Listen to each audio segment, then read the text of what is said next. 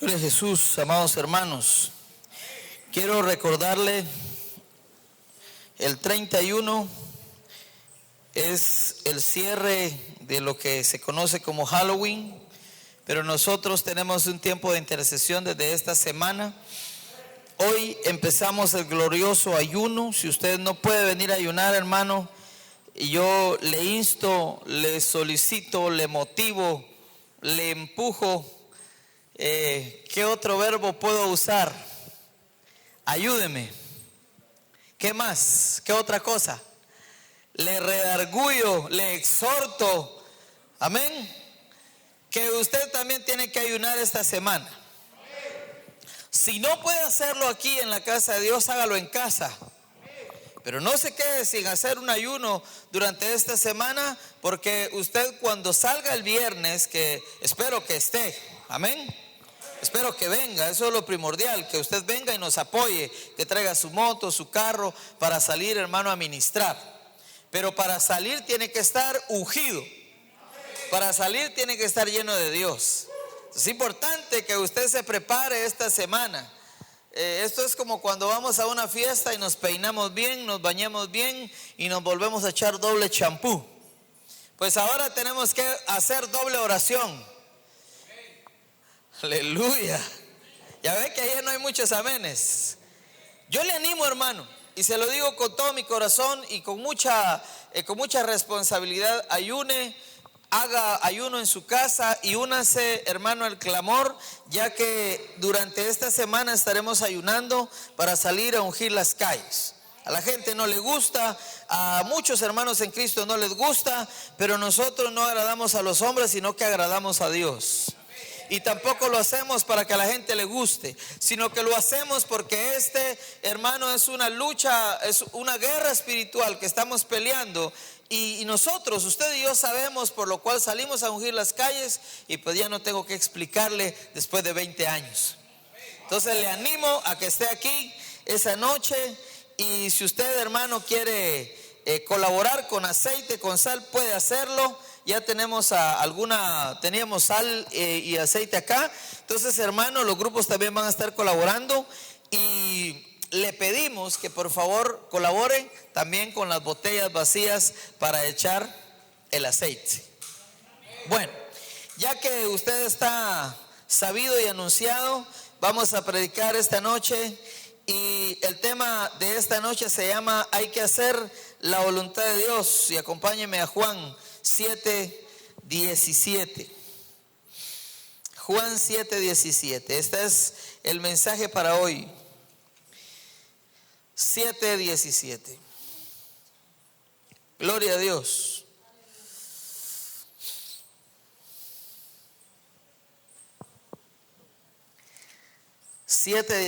Cuando usted lo tenga me dice amén. Lo vamos a leer todos juntos. El que quiera hacer la voluntad de Dios, ¿qué dice? No dice conocerá que la doctrina, sino que dice conocerá sí la doctrina, y si yo hablo por mi propia cuenta. Lo volvemos a leer todos juntos, contamos a 3 y lo leemos fuerte. 1, 2 y 3. El que quiera hacer la voluntad de Dios, conocerá si la doctrina es de Dios o si yo hablo por mi propia cuenta. Tenemos que hacer la voluntad de Dios. Le voy a empezar a enseñar esta noche. Hay una gran diferencia en estas dos frases. Usted puede conocer, y no es lo mismo conocer que hacer. El evangelio, hermano, se resume a acciones. Cristo era criticado porque en el momento que Cristo está hablando esta escritura, la gente era experta en la ley de Dios.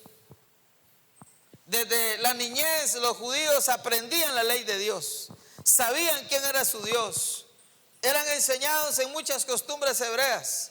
Las mamás cumplían una labor importante, lo que se conoce como la educación matriarcal. No es como ahora las mamás que no quieren enseñar ni siquiera a sus hijos a orar, no quieren enseñar a sus hijos a ofrendar, no quieren enseñar a sus hijos a dar gracias cuando están en la mesa. No, Esas mujeres judías le enseñaban a sus hijos desde la niñez los principios relevantes para que conocieran a su Dios. Pero aparece uno que nadie sabe de dónde venía, supuestamente para ellos. Pero el que estaba parado frente a ellos estaba anunciado por los profetas. Ayer vimos una profecía en Isaías 35, 1 al 8. Yo le pido la apunte y si puede leerla en casa, magnífico. O como dicen allá por mi pueblo donde yo vengo, magnifiqué. Hermano, Isaías 35 habla acerca de lo que iba a hacer el Mesías. Iba a abrir los ojos de los ciegos.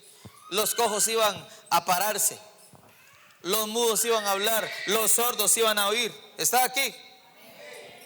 Y algo tremendo, hermano, es que eso estaba pasando frente a los ojos de la gente, pero ellos no podían discernir lo que estaba pasando delante de ellos. Entonces aquí viene una escritura tremenda y Jesús da una frase que es muy importante que usted la meta en su corazón. El que conoce, dijo Jesús, que yo vengo de Dios, conocerá si mi doctrina viene de Dios. Usted no puede andar por ahí cacheteando el pavimento con cualquier cosa que la gente diga. Tiene que pensar y tiene que demostrar todo lo que la gente dice. Si lo que está hablando está en la Biblia, si no, no sirve. No sirve, aunque no me diga amén.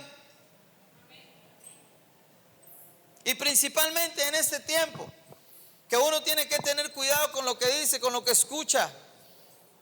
Hermano, hay una cantidad de alabanzas que cantan un montón de cosas bonitas, románticas, y uno se pone sentimental, pero uno ya no sabe a quién le está cantando. Usted también tiene que conocer la doctrina de la alabanza. ¿Cómo se pone usted cuando canta? Tú eres rey, tú eres rey. Pero a veces, hermano, hay cantos que nada que ver. Yo te extrañaré. Y la gente... ¿Y quién le dijo a usted que la muerte era un fracaso? Si no dice que el que murió pasa de muerte a vida, pues. Yo sé que duele, hermano, cuando alguien parte. Yo el mismo año vi partir, hermano, 2 de mis hermanos y a mi papá en el 2018. Me atacaron con todo ese año. Mi hermano mayor, el que le seguía, y mi papá, uno en junio, uno en mayo, uno en junio y mi papá en diciembre. Y es duro, uno se acongoja, se resiente, pero tenemos que seguir adelante. Tenemos que guardar la esperanza de la doctrina que dice que bendito es a los ojos de Jehová la muerte de sus santos. Entonces la gente tiene que conocer la doctrina que se le está predicando. Y hoy, para conocer la voluntad de Dios, hay un aspecto que tú tienes que desarrollar en tu vida. Y lo vimos ayer, Hebreos 5:14. Entonces dice que, en otras palabras, se lo voy a parafrasear: el que es maduro es aquel que come el alimento sólido, pero aquel que todavía está comiendo la doctrina de los niños, la leche espiritual, ese sigue siendo niño toda la vida. La primera doctrina que usted recibe cuando viene a Cristo se llama leche espiritual. Y tiene que ver con la fe, la vida en Cristo. Tiene que ver con la vida en el cielo, las cosas que pasan, cómo va a desarrollar usted sus dones. Eso es parte de la doctrina de la niñez espiritual. Pero nosotros no podemos, hermano, todo el tiempo ser niños. Porque si somos niños no vamos a desarrollar nuestros sentidos espirituales.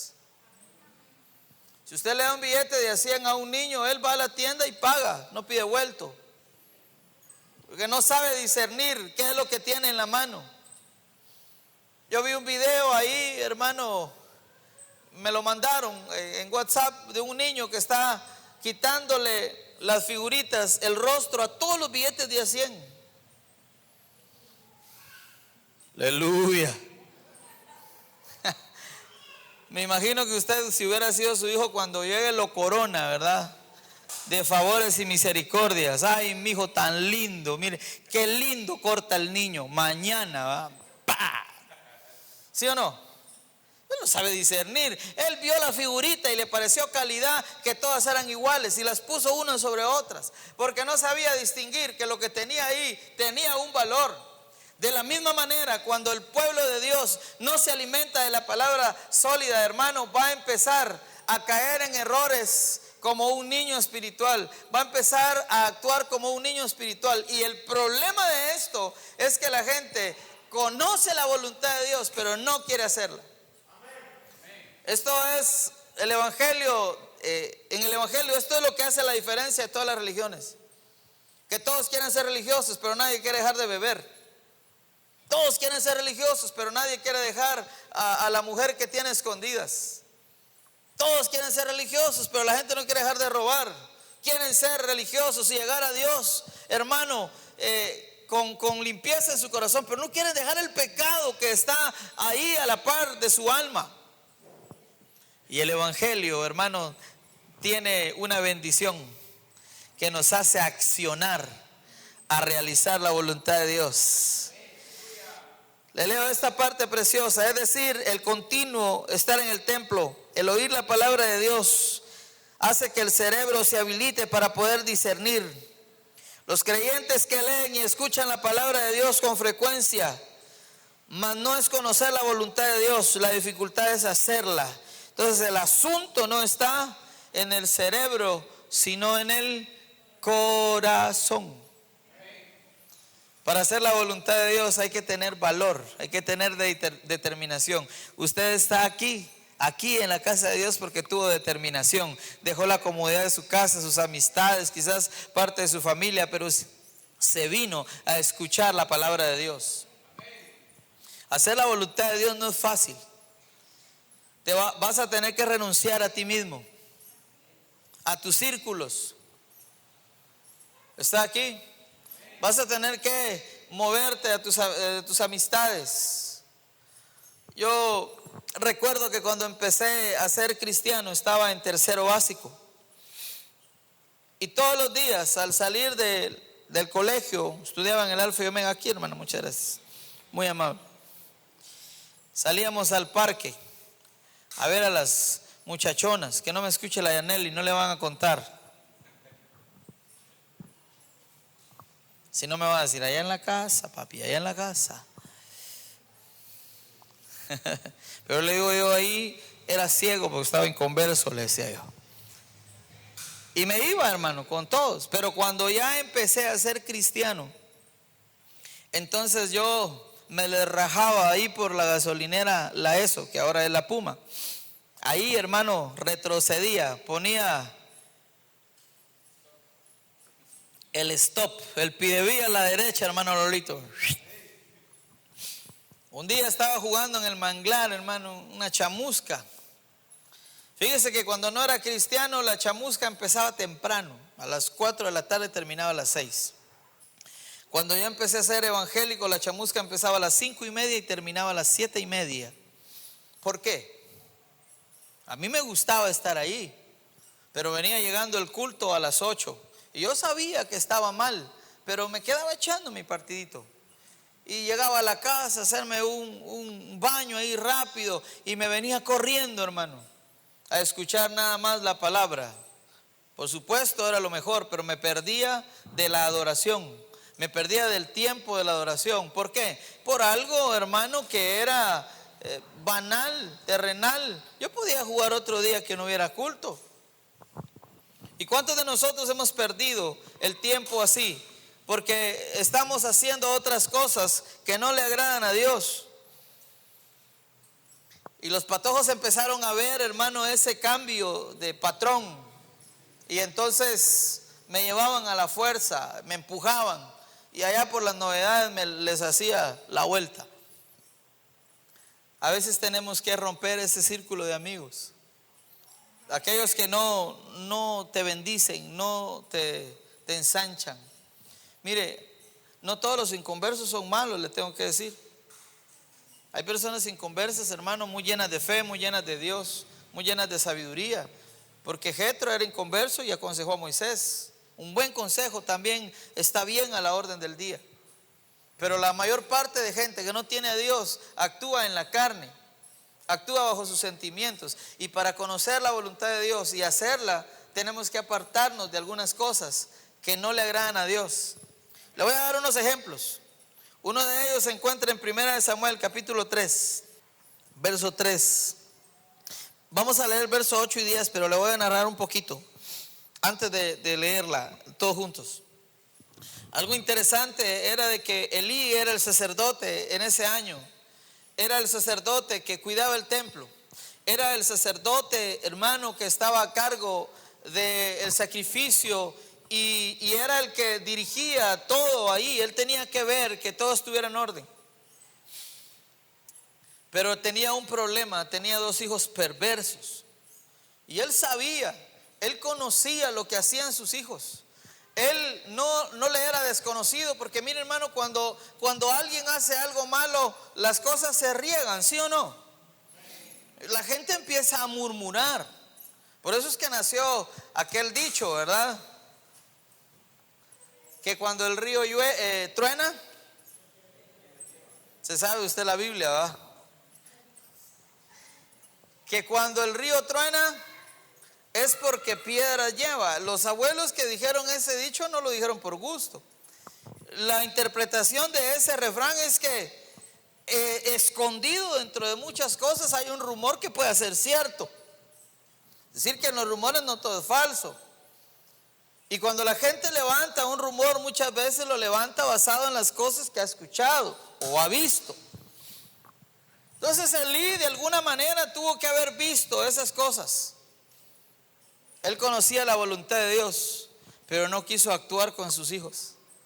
Entonces al templo llegó un joven, inexperto en la voluntad de Dios, inexperto en la voluntad, hermano, explícita de Dios. Pero mire lo tremendo, verso 8. Porque Elí era capaz de dar consejos y saber discernir la presencia de Dios, pero no era capaz de hacer lo que tenía que hacer obedientemente. Jehová pues llamó la tercera vez a Samuel, y él se levantó y vino a Elí y dijo: heme aquí, ¿para qué me has llamado?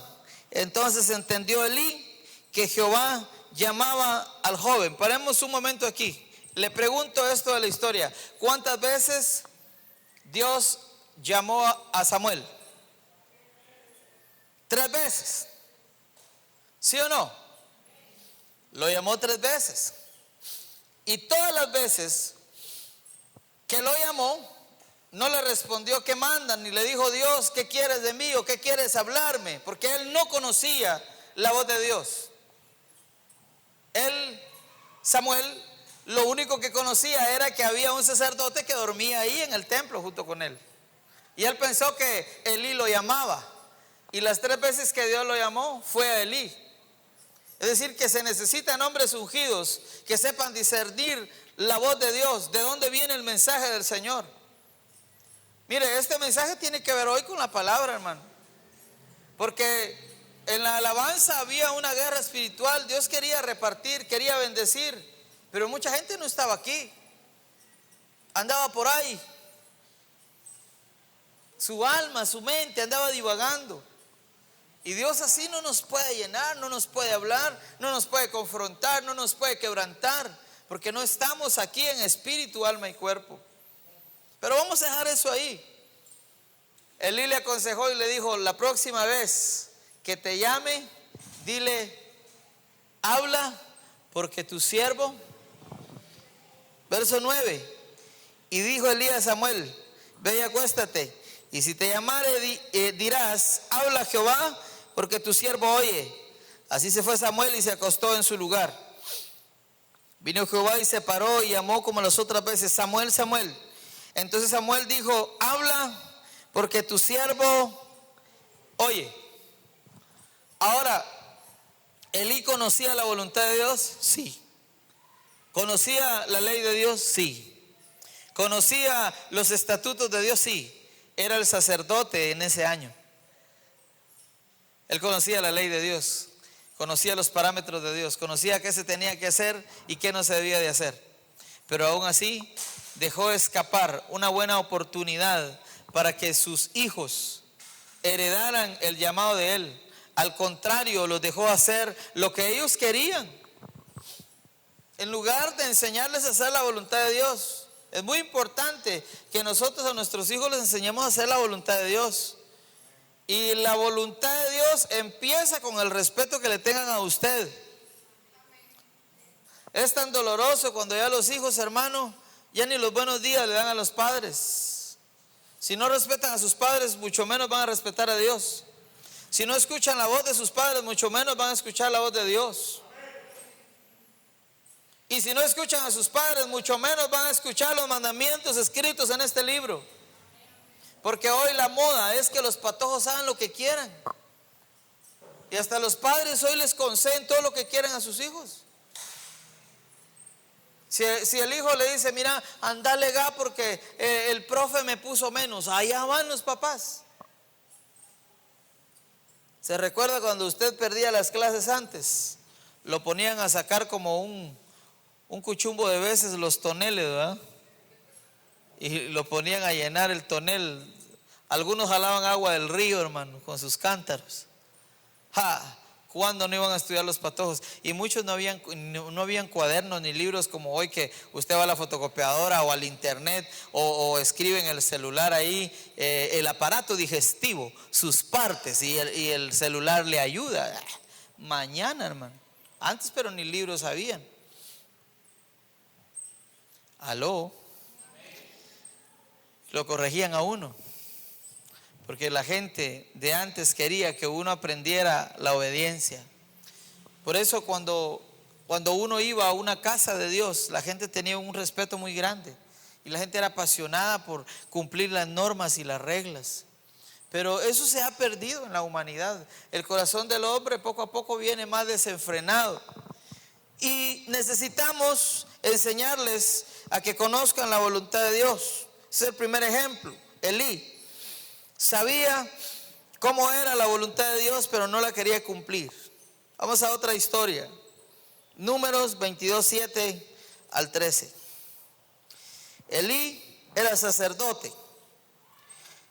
El que le voy a enseñar era profeta. Números 22, 7. Fueron los ancianos de Moab y los ancianos de Madián con las dádivas de adivinación en su mano. Y llegaron a Balaam y le dijeron las palabras de Balac. Él les dijo, reposad aquí esta noche y yo os daré respuesta según Jehová me hablare. Así los príncipes de Moab se quedaron con Balaam. Vamos a parar un momento en esta historia. Esta historia, de principio a fin, uno sabe que no es la voluntad de Dios. ¿Sí o no? ¿Cómo llegaron las personas? Llegaron con cosas de adivinación. Es decir, por ejemplo, si se le acerca una familia a usted y le dice, hermano, mire, vaya a hacerme una oración a la casa. Aquí tengo la chilca, la ruda, el agua florida. ¿Usted qué dice? Sí, hermano, la fui a ungir porque ellos como no saben, ¿verdad? ¿Así diría usted? No, lo primero que hay que decirle, mire, disculpe, pero eso no le sirve.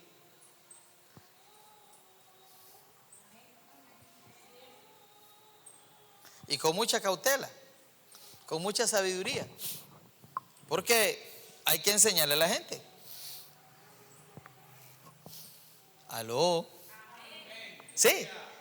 Entonces la gente llegó con Balaam con las cosas de adivinación y llegaron con, miren, con un pago.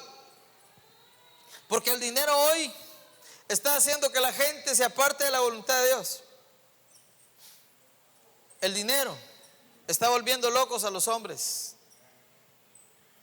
Y es importante que tú pongas tu mirada en Cristo, en las cosas que no van a perecer, en las cosas de arriba.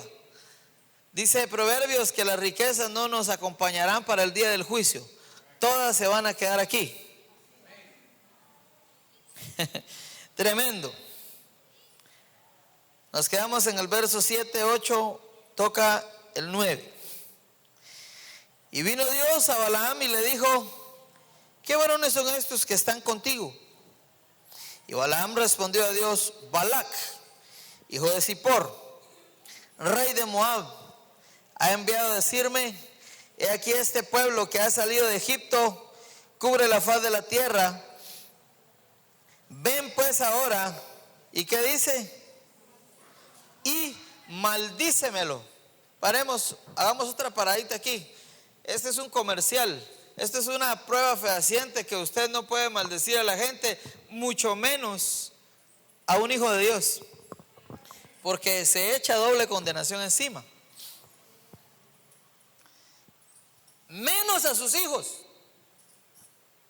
Y no le quiero hablar de las formas en que maldecimos a nuestros hijos, porque no es necesario darle una maldición explícitamente con la palabra maldición a nuestros hijos. Los maldecimos cuando les decimos que son torpes, tontos, incapaces. ¿Sí o no? Dice: maldíceme a este pueblo, quizás podré pelear contra él y echarlo. Entonces dijo Dios a Balaam: no vayas con ellos ni maldigas al pueblo. ¿Por qué? Ahora, ¿Balaam hizo caso? ¿Balaam hizo caso de esa palabra? Cuando Dios le dijo a él: no me maldigas al pueblo, le estaba enseñando cuál era la voluntad de Dios, ¿sí o no? Entonces Balaam ya la conocía. Pero después de esa historia, Balaam va a intentar 3 veces más maldecir al pueblo de Israel, hasta que Dios entonces le da una palabra profética poderosa. Y dentro de esa palabra profética, eso está en Números capítulo 23, dice: yo, dice Dios, no soy hombre para que mienta, ni hijo de hombre para que me arrepienta. Yo elegí a este pueblo y lo levantaré. Y sigue diciendo que contra el pueblo de Israel no había ni hechicero, ni agüero, ni adivino, ni brujo que pudiera levantarse en contra de él. En otras palabras, también cuando el pueblo de Dios se levanta, cuando usted se levanta en una obra que es de Dios, en una misión que es de Dios, en un sentido correcto, con la voluntad de Dios, no hay hechicero, no hay brujo, no hay adivino, no hay hechizo, no hay entierro, no hay nada que pueda contra el poder de Dios en usted. No hay nada. Es uno camine con la voluntad de Dios, aunque le rechinen los dientes al que quiera, pero usted está con el Señor. Y Balaam va a ir 3 veces más por la plata que le llevaba. Entonces, ¿conocía la voluntad de Dios? Sí la conocía, pero no quiso hacerla. Y sabe que es lo tremendo, que Balaam cada vez que profetizaba decía: he aquí el varón de ojos pequeños pero bien abiertos. ¿Y cómo no? Si él era un vidente que veía a Dios y veía su voluntad en el futuro. Entonces era profeta, pero no quería cumplir la voluntad de Dios. El otro era sacerdote y no quería cumplir la voluntad de Dios. Seguimos. Es necesario que nosotros cumplamos la voluntad del Señor, nos animemos a hacer lo correcto. Le leo: Balaam sabía que no podía maldecir al pueblo, pero como había un ofrecimiento, no quería dejar de aprovecharlo y creyó que Dios podía cambiar de opinión. Ahora, ¿quién reprendió a Balaam? Un animal. A través de un animal, él tuvo que aprender la voluntad de Dios y vio al ángel de Jehová frente a él. Le voy a compartir otro pasaje. Hechos 18:24. Vamos al Nuevo Testamento. Ya vimos un sacerdote, vimos a un profeta, ahora vamos a ver a un predicador que no quiso cumplir la voluntad de Dios. Este hombre se llamaba Apolo. Leamos desde el versículo 24. Llegó entonces a Éfeso un judío llamado, ¿cómo? Natural de Alejandría, varón, ¿cómo era él? ¿Y qué más? Aleluya. Este había sido instruido en el camino del Señor, y siendo de espíritu fervoroso, hablaba y enseñaba diligentemente lo concerniente al Señor, aunque solamente conocía el bautismo de Juan. Y comenzó a hablar con denuedo en la sinagoga, pero cuando le oyeron Priscila y Aquila, le tomaron aparte y le expusieron más exactamente el camino de Dios. Y queriendo él pasar a Acaya, los hermanos le animaron y escribieron a los discípulos que le recibiesen. Y llegado él allá, fue de gran provecho a los que por la gracia habían creído. 28. Porque con vehemencia refutaba públicamente a los judíos, demostrando por las escrituras que Jesús era el Cristo. Apolo entonces era una bendición en la mano del reino de Dios. Ese hermano varón era una espada desenvainada. ¿Quién no va a querer un predicador como Apolo? Sabio y elocuente en sus palabras. Es decir, que cuando ese varón hacía el llamado, la gente aceptaba facilito, hermano. ¿Sí o no?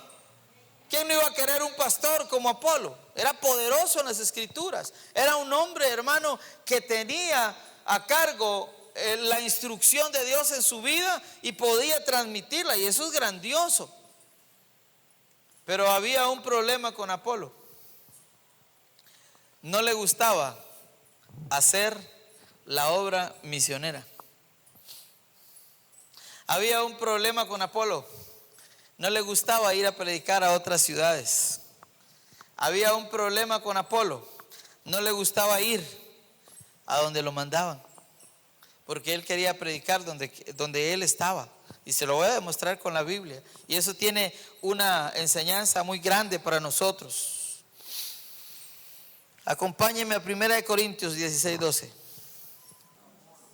Acerca del hermano Apolos, mucho que no solo a los de la primitiva les pasa que a veces se ponen un poquito rudos, hermano. Vaya a la célula, hermana. No voy. Y uno dice, vaya a evangelizar, hermano. No llego. Y este es calor ya de muchos meses.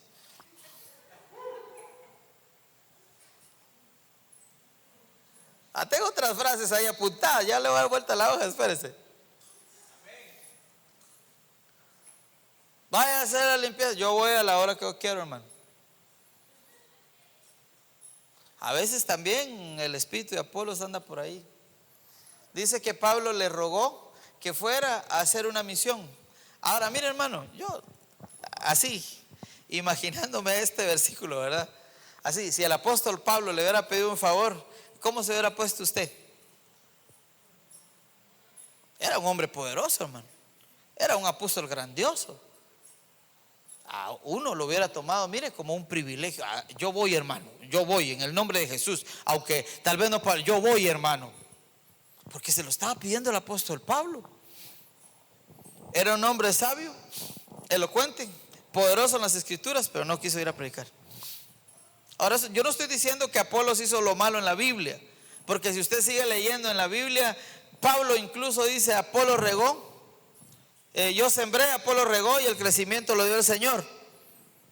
Y ninguno es más, ni Apolo ni Pablo, sino que el que da el crecimiento, que era Dios. Entonces eso quiere decir que Apolos hizo una gran obra todavía. Pero cuánto más hubiera podido avanzar el reino de Dios si Apolos hubiera obedecido.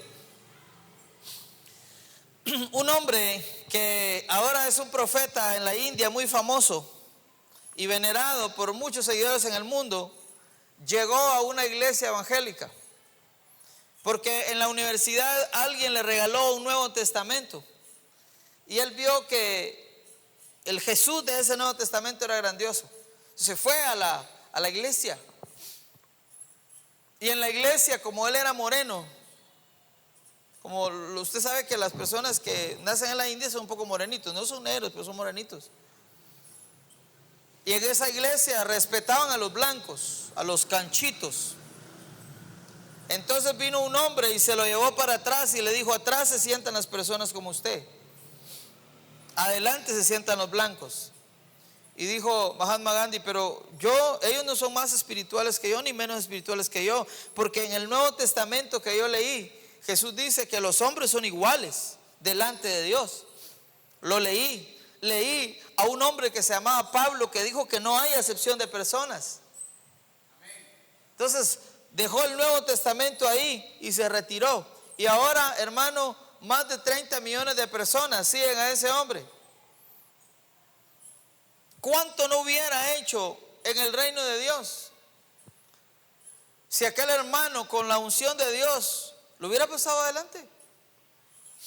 Ahora yo le pregunto a usted, ¿cuántos dones usted tiene dormidos por ahí en el sofá y no ha hecho la obra de Dios, aunque sabe que es lo correcto, pero no lo ha hecho porque le da miedo, porque le da pereza, porque tiene una excusa, porque se le ocurre cualquier cosa? Yo le voy a dar este mandamiento, o le voy a dar este principio, o le voy a contar esta historia. Esta iglesia tiene 37 años de estar funcionando. Y yo creo que va a tener sus hijos bien grandes.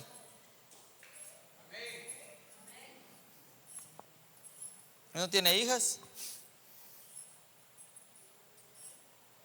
Ay, hermano, sí, es que ha pasado. No, no hablo con los del pasado, hablo con los de hoy. Hablo con los de ahorita, con los que están sentados aquí. ¿Está aquí? ¿Cuántos de nosotros hemos dejado de hacer la obra? Antes nos íbamos a los campos blancos, nos íbamos a las células, nos íbamos a los servicios, levantábamos células por aquí, iglesias por allá. Y aquí hay gente muy capaz. Aleluya, se puso dura la predicación, hermano. Agárrese, hermano. ¿Cuándo vamos a ver una hija de la primitiva?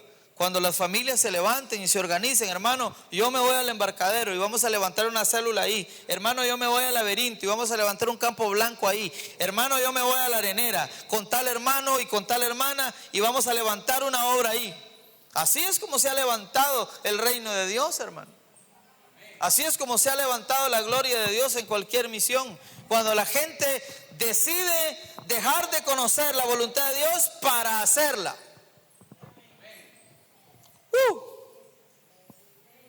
Así es como crece el reino de Dios. Cuando la gente deja su comodidad y persigue la meta de hacer la voluntad de Dios. Entonces, ¿cuántos de nosotros, hermano, tenemos dones escondidos porque no queremos usarlos? Y sabemos que tenemos la capacidad, sabemos que tenemos los dones, pero no los ponemos al servicio de Dios. ¿Cuánta gente, hermano, antes hacíamos ventas, construíamos, no éramos ingenieros y Dios nos regaló esta hermosa iglesia? No todos éramos comerciantes ni tenemos las cosas que tenemos hoy, pero dábamos lo mejor para Dios, nuestro tiempo, nuestro trabajo. Aleluya. Y las cosas eran posibles para Él. Entonces dice la escritura claramente, se lo leo una vez más, acerca del hermano Apolos: mucho lo rogué que fuese a vosotros con los hermanos, mas de ninguna manera tuvo voluntad de ir por ahora, pero irá cuando tenga oportunidad. Pablo es un hombre lindo, impresionante. Él no acusa al hermano por no querer ir. Todavía dice, él no quiso ir ahora, pero vendrá cuando tenga oportunidad. Qué lindo es Pablo, hermano. Ahora, Dios está hablándole a gente de esta iglesia. Y usted, hermano, no entorpezca la voluntad de Dios en usted. Cuando Dios empiece, hermano, a acercarse a usted, dele la oportunidad de abrirle su corazón. ¿Cuántos de nosotros Dios nos ha dado un llamado, Dios quiere usarnos en un llamado y le estamos huyendo a la voluntad de Dios? Nos estamos escondiendo de la voluntad de Dios. Nos estamos escondiendo de ese llamado.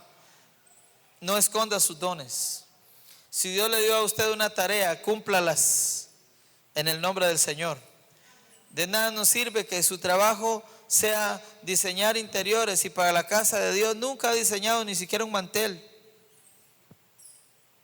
Se fueron los amenes, me quedé solo. Aleluya. Sigo. ¿Qué le sirve a usted que tenga mucho si para la iglesia ni siquiera ha regalado una silla? Sigo. Solo agárrese. ¿De qué le sirve a usted tener una voz bonita si nunca ni siquiera ha aceptado el privilegio de cantar los coros?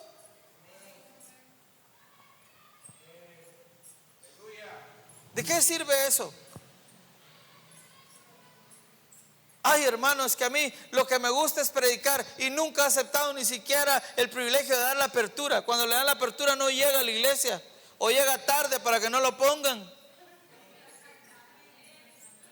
Ay, hermano, disculpe, pero es que mire, yo sí, eso no, conmigo no va eso. ¿Quién le dijo a usted que no? ¿Quién le dijo a usted que era incapaz? Solamente Satanás, que el Señor lo reprenda. Está buena la palabra, hermano. Ay, hermanos, que yo no puedo ayunar, pero ¿quién le dijo? ¿Quién le dijo a usted? ¿Quién le dijo que no puede ayunar? Si dice la Biblia, todo lo puedo en Cristo que me fortalece. Antes, hermano, yo conocí a mucha gente en esta iglesia que lo que quería era ser bautizado en el Espíritu Santo. Lo que quería era hablar en lenguas. Lo que quería era profetizar, soñar sueños, hablar las cosas de Dios. Hoy la gente, hermano, lo que quiere es dormir y descansar. Mejor si le regalan un colchón, soñare. Es necesario que la iglesia de Cristo se levante y que se inquiete por hacer la voluntad de Dios. En esta iglesia hay muchísimo que hacer, mucho que hacer.